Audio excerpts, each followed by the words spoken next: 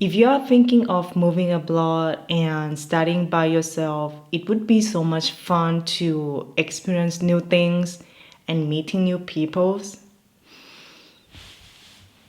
At some part, yes. Hi guys, it's me Tawan, and if you are new here, I have already finished my international MBA at EM Lyon Business School in France. And today I'm going to share a little bit about the pros and cons of studying abroad. So let's start with why do I choose to go to the business school in France. First, the tuition fee is quite affordable. And you can also check them online if you would like to compare the business school in European countries or the business school in the US or the UK or even in the Australia to know or to have the idea how much does it cost. And for my case, after I applied the application for joining the MBA program in 2019 to 2020, I can also ask for the scholarship. And I got like 30% discount as the international woman to join the cohort. And I think if you would like to study in the UK or the US, for me the tuition fee is quite expensive if you compare to here in the European countries or even in France or Italy or for example in Germany. So in my case, the tuition fee is one of the criteria that I choose to go to the MBA here in France. And the second thing is the cost of living in the country or in the city that you are studying as well. And of course, you need to make the comparison of the cost of living between the countries and also in that country between the city. For example, in France, the cost of living in Paris is not the same as the cost of living in Lyon.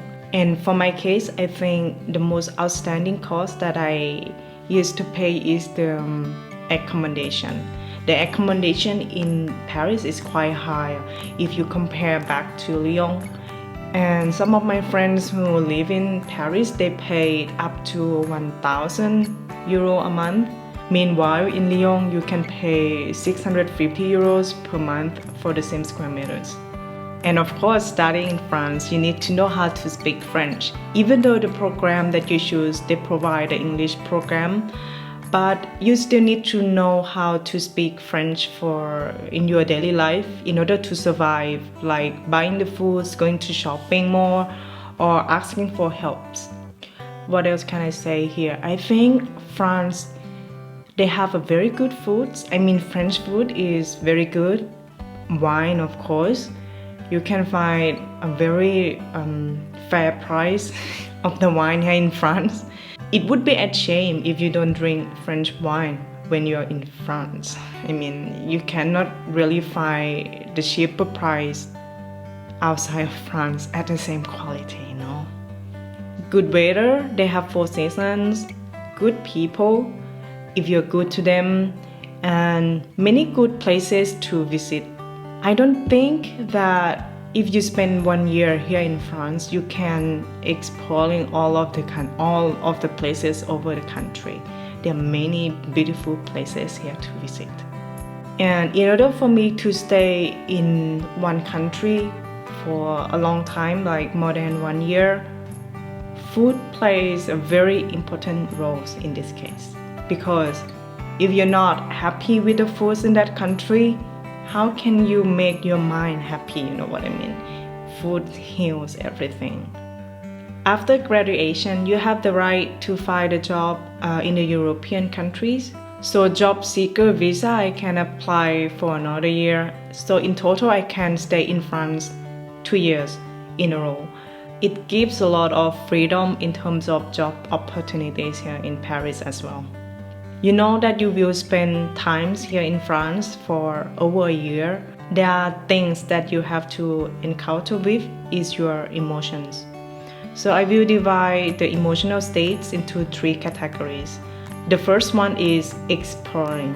It can happen during the first to the third months once you arrive in the country.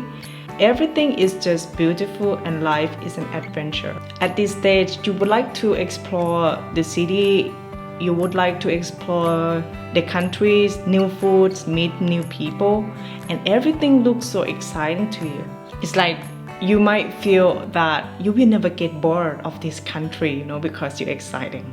So after the excitement from the first stage, you will go to the second stage, which is adapting.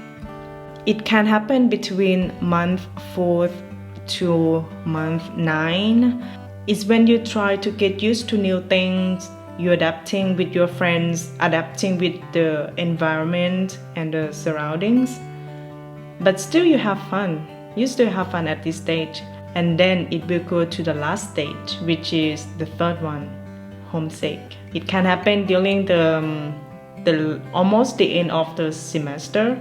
You miss your comfort zone, you miss your friends, you miss your native food, the food from your countries, and you miss your parents.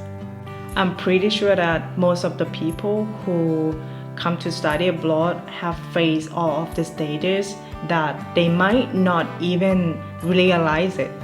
Me, I'm still dealing with the last one, which is the homesick. So most of the time, the reason that causes the homesick is the food and the people. You don't miss your house, you miss the people in your house. So I normally have the phone call with my mom or even my dad, or try to adapt my cooking style to fit with the ingredients here in France that I can find to make Thai foods. So let's talk about my experience.